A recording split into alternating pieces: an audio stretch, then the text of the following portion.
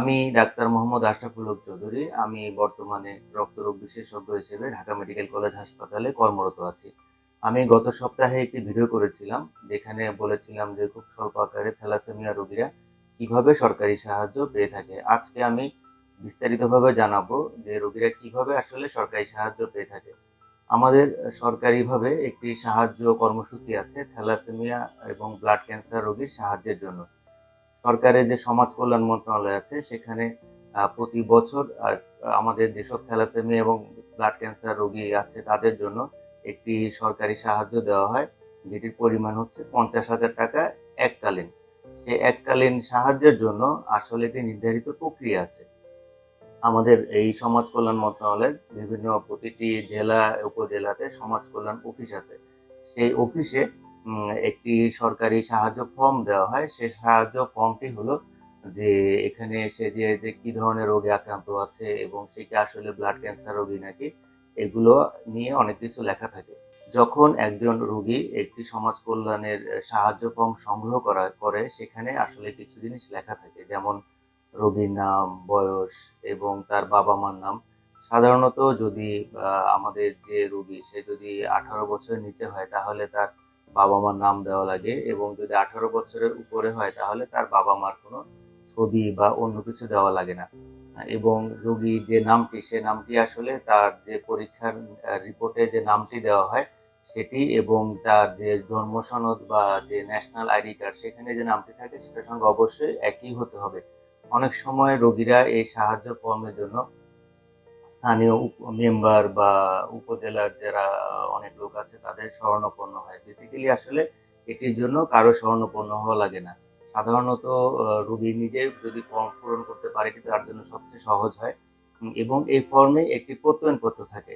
সেই প্রত্যয়নপত্র হচ্ছে যে সে যে এই রোগে আক্রান্ত, সেটাকে আসলে সে এই রোগটিকে আক্রান্ত কিনা সেটি একজন বিশেষজ্ঞ ডাক্তার, যিনি বিশেষজ্ঞ ডাক্তার বলতে হচ্ছে যে যিনি ওই রোগের বিশেষজ্ঞ ডাক্তার, তার একটি স্বাক্ষরযুক্ত এবং তার বিএমডিসি নাম্বার সহ একটি সিগনেচারের জায়গা থাকে, এবং সে যে আসলে রোগাক্রান্ত কিনা সেটি প্রত্যয়ন করে দেওয়া হয়।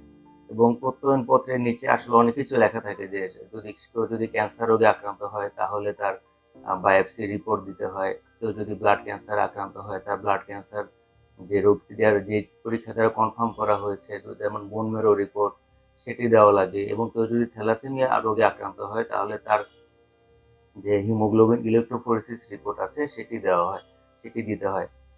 এবং ফর্মে প্রথমে রোগীর একটি ছবির জায়গা থাকে, সেই ছবির জায়গাতেও যিনি ডাক্তার তিনি এটাকে প্রত্যয়নপত্র করে দিবেন, এবং প্রত্যয়নপত্র করার পরে এটি আসলে ফর্মটি পরিপূর্ণ হয়ে যায়। এবং ফর্মের সঙ্গে তার কিছু ন্যাশনাল আইডি কার্ডের ছবি, ন্যাশনাল আইডি কার্ড এবং তার যে ঠিকানা সেটার কিছু প্রমাণপত্র, এগুলো সব যোগ করার পরে আসলে ফর্মটি পরিপূর্ণ হয়ে যায়। এবং সেটা নিয়ে উনি তার সংশ্লিষ্ট উপজেলা, কারো স্থায়ী ঠিকানা যে উপজেলায়, সেই উপজেলায় যে সমাজ কল্যাণ অফিস আছে সেখানে জমা দেওয়ার পরেই আসলে তার কাজ শেষ। এরপরে বছরে একবার বা দুবার এই সরকারি সাহায্য দেওয়া হয়, এবং এই সরকারি সাহায্য সে যখন ফর্মটি জমা দিবে তখনই আসলে তার নামটি ওখানে চলে আসবে। এবং যদি তার বাজেট থাকে বছরে তাহলে একবার বা দুবার বছরে যখন মিটিংটি হবে, মিটিং হওয়ার পরে সে আসলে টাকাটি পাবে, এবং এই টাকাটি এককালীন। ওই বছরে সারা জীবনে একবারই সে এই সাহায্য ফর্মটি টাকা পেয়ে থাকবে, এবং এটির জন্য আসলে কারো মাধ্যম বা কিছু ধরা লাগে না। সুতরাং যারা থ্যালাসেমিয়া আক্রান্ত রোগী বা ব্লাড ক্যান্সার আক্রান্ত রোগী তারা আসলে সরকারি সাহায্য নেওয়ার জন্য সংশ্লিষ্ট যিনি বিশেষজ্ঞ আছে তার কাছে ফর্মটি নিয়ে গেলেই তিনি যদি স্বাক্ষর করে দেন তাহলে আপনি টাকাটা পেয়ে যাবেন। এবং এটার জন্য আসলে পেরেশানি, কাউকে ধরাধরি এগুলো কোনো কিছুই করার দরকার নেই। ধন্যবাদ।